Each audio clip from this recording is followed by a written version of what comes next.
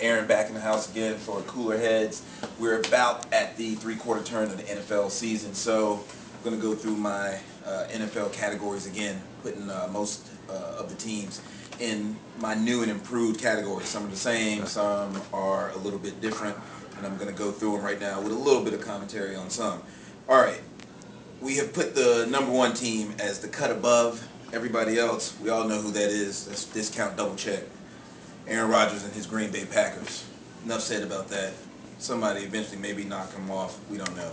I still have the dynamic offense with the elite quarterbacks, and I'm still going to put the Patriots and the Saints there. Now, obviously, these categories, by the way, for explanation, are in relation to getting to the Super Bowl or even eventually winning the Super Bowl. That's how these categories fall out. So this dynamic offense, elite quarterbacks, Patriots, Saints have the ability to get to the Super Bowl, but because their defenses sometimes give them problems, they could also get knocked off. I have the contenders: Falcons, Steelers, 49ers. Also, I'd like to say a little thing about these categories too. I'm going to do another one at the end of the year, so these things and teams may change. Those are my contenders. Fatally flawed. I want to go into detail about that. Got the Bears, my boys.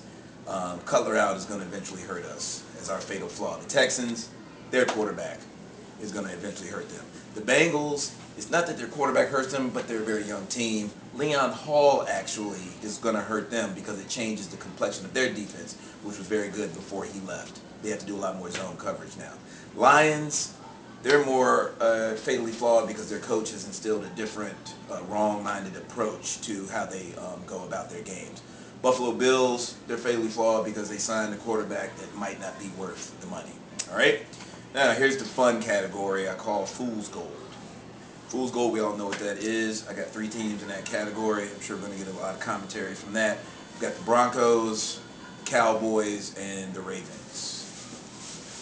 Fool's Gold at this point means that they look to be something that I'm not sure that they actually are when the time comes for them to make a Super Bowl push. We got the Enigmas, the light switch teams. Don't know what to make of them, still going here and there. That's the Giants, the Titans, and the Jets. Got the frisky teams, not doing that well, can still beat you and give you a game. That would go to the Chiefs, Raiders, Dolphins, Browns, and Redskins. Put the Panthers in there because we like to see what Cam Newton can do. And finally, we have our underachievers. These coaches, I think, are going to get fired or should get fired and haven't got the most out of their teams. That would be the Philadelphia Eagles and the San Diego Chargers. Now, I got about 6 or 7 teams here that's not worth mentioning, and you know who they are. They're at the bottom of the NFL. They're not worth mentioning. So those are my new categories, the three-quarter turn.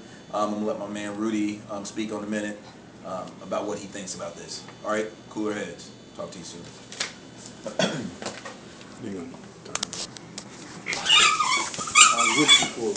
I know. I know. These things can change. These things can change. You want to look it over? Just give me 1 minute. Yeah, yeah. Look it over.